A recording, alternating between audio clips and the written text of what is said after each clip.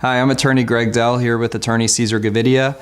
And Cesar, today we're going to talk about ERISA disability lawsuits against the Hartford and Aetna, because we know that in 2017, Hartford took over the Aetna long-term disability group. So we're basically talking about the same company, because eventually I don't think anyone really right now is still getting correspondence on the Aetna letterhead. So, but if you have an old Aetna policy, we may still be suing Aetna because that's who the policy was issued to. So that's why we're going to still focus on Aetna as well. However, the whole claims handling has been taken over by Hartford. So from our perspective, the way cases are going to get resolved and handled is the way that Hartford does things.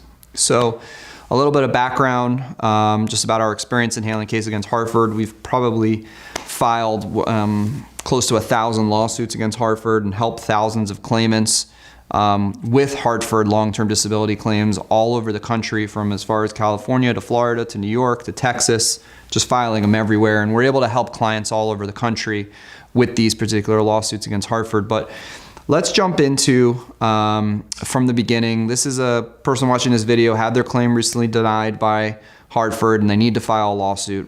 What actions are we going to take immediately for them? Right.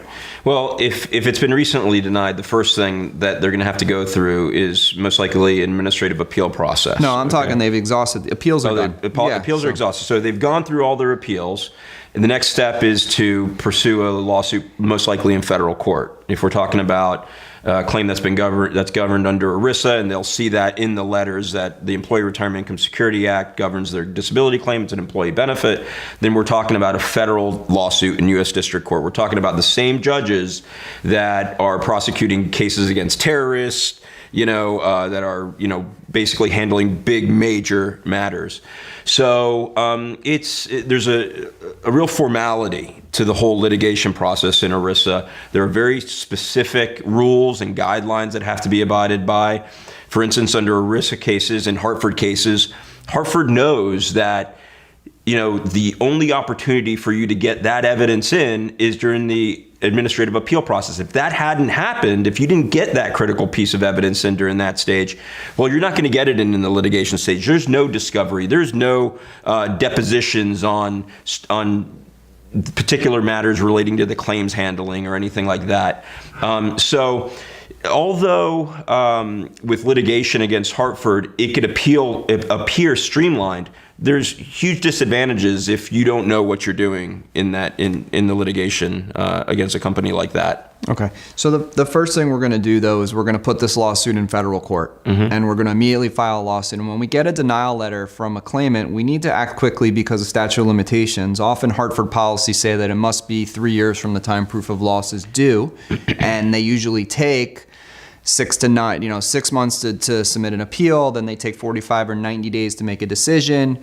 And well, here's the problem with that, is that it forces the person who's probably never even filed a disability insurance claim in their life to start doing calculations and formulas to figure out how much time they have left to file a lawsuit. Right. And that could be really precarious. That could be a really challenging situation, because if you don't file that lawsuit on time, you're done. You have no ability to bring a lawsuit against Hartford and try to recover your benefits. Right. So when we get hired, we file them right away, and we file them in the court that we think is the best interest for the claimant to be able to get the best outcome. And that's something we'll discuss with the claimant.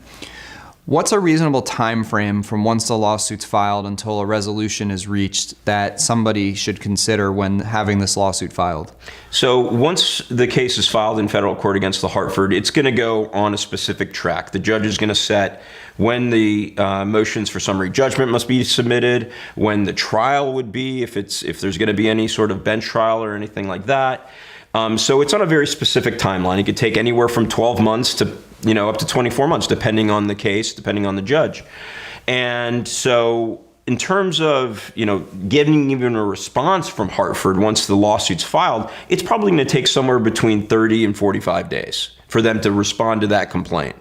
A resolution of the matter could occur anywhere from the time that the lawsuit's filed, within a few weeks of that, and their lawyers jump in, they see who's representing them, perhaps they start engaging in settlement discussions early, or it could come 6 months later in a mediation, or it could possibly come even before the case is submitted to summary judgment. So People obviously watching this video are saying, look, I haven't been paid. I did my appeal. The reality is most people at the time they file a lawsuit haven't been paid in a year because there's usually a 90 to 180 day elimination period. Then the claim gets evaluated, then it gets denied, then 180 days to put an appeal. Before you know it, it's a year. So they've already been without benefits for at least a year, and they want to know how long until either we're going to get a verdict or we're going to get a settlement or until I'm going to see some kind of money once the suit's filed. And then you could probably tie that in with the different types of remedies that are available once you file a lawsuit, because that's going to dictate how long until it gets resolved. Right. So what do you, just go through that, like from a possible settlement being reached versus a verdict, the difference in timeframes from when the lawsuit's Well, like I said, filed. I mean, you know, depending on the parties are the ones who decide if they're settling this matter. It's not the lawyers. A lot of people think, oh, the lawyers resolve the case. It's not the lawyers. It's the client that we're representing who is telling us whether a settlement offer is acceptable or not. And it's Hartford who's the one that's going to be, expressing or making settlement offers possibly. And, there's going to be a negotiation process. So it could take from any time from the time the lawsuit's filed or answered by Hartford to a mediation. And if it doesn't settle, then it could be a year before, from the time the case is filed, up to 12 months before the case is resolved through a judgment by the judge, and possibly longer if the judge has set a later summary judgment date or trial date. Okay. One thing people always ask us when they call is, what percentage of your cases do you win? And that's a question of what does a win mean? And so I want to explain what that means to me. Okay. To me, it's getting benefits paid to the claimant. Now, when you have these policies, there's different remedies. You could get back on claim and get all the past due benefits you were owed and then start getting payments every month for as long as you continue to need it. Or the other option is that you could get a lump sum settlement, which would be a one-time buyout of your policy, which is supposed to compensate you for a certain period of time. In 99% of the cases that this firm has handled, we've been able to recover benefits, whether that's from getting a verdict and getting the person back on claim, whether that's in an appeal, winning and they get their benefits reinstated, or if it's in a lawsuit and they get a settlement. And that's been consistent with the federal lawsuit percentage of cases that actually go to trial, which 97% of federal lawsuits that are filed resolve in a settlement.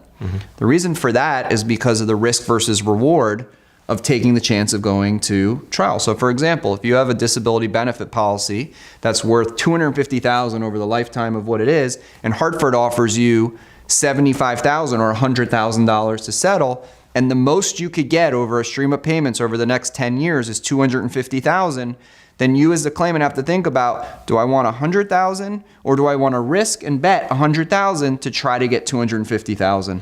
And the reality is that it's very hard to win these lawsuits in ERISA lawsuits, and the majority of them settle because the risk is just too high to try to double your money or maybe even get 2.5 times. I heard an interesting, anecdote analogy to that. A mediator, I got to credit to a mediator. He said, with a settlement that was being offered to a client, he said, listen, you have a better chance of taking that settlement offer, walking into a casino, putting that settlement offer on black or red at a roulette table and winning than winning your ERISA lawsuit, just because of that standard of review that's often applied in litigation. I don't think that the odds are necessarily that bleak, right? But it was an interesting, analogy that the mediator was using. But the advantage with our law firm, having handled so many cases against Hartford all over the country, is that they have a portfolio, a resume of the law firms that do this all the time. They don't have to say, well, let's drag that law firm through the mud, let's drag that claimant through the mud. They don't know what the hell they're doing. When we get on a claim, they know, and what they're saying is, let's not spend $40,000 or $50,000 in defense attorney fees to try to go toe-to-toe with attorneys Dell and Schaefer, because we've done that already over the years. Let's try to come to an early rather than a late resolution in this kind of claim, and that's a huge advantage for the claimants. I think so. I mean, and obviously because they've already been waiting at least a year to get paid, now we're able to say, let's be practical, let's try to get something done. Whereas you have these other law firms who can't see the forest through the trees and just want to try to beat them into the ground to try to get some esoteric potential case law or something like that to try to get a verdict, which is... And the misunderstanding there also, Greg, is that what you win are the benefits you're owed. You don't get punitive damages. You don't get extra contractual damages. You get what you're owed. Right. And then you have to go back and stay married to Hartford for, 10, 15, 20 more years possibly. And have to continue proving your claim. They could send you to another IME. They could have your medical records reviewed by another medical consultant and put you through all of this again, go through another appeal process, go through another 2 appeal processes, file another lawsuit. So it's not necessarily, the end of the road once you get a verdict in a case. You have to continue proving that disability beyond that point because the case is just going to get remanded right back to Hartford. So what I really want people to understand is that, look, we will pound Hartford if we have to, and they know we'll go to distance, and we get great joy in pounding them and getting that verdict and publicizing that verdict and getting you every dollar that you're entitled to. But we're also going to set aside our egos of wanting to win the battle, get that big verdict against Hartford, and take a very practical approach for you as the claimant and do what we think is in your best interest by minimizing the risk that comes with these trials. And it's our job to make sure you understand all of those risks and have everything out on the table so you can decide if you want to take the offer that Hartford we know is going to put out on the table, because we're not going to take your case if we don't think we're going to get you an offer.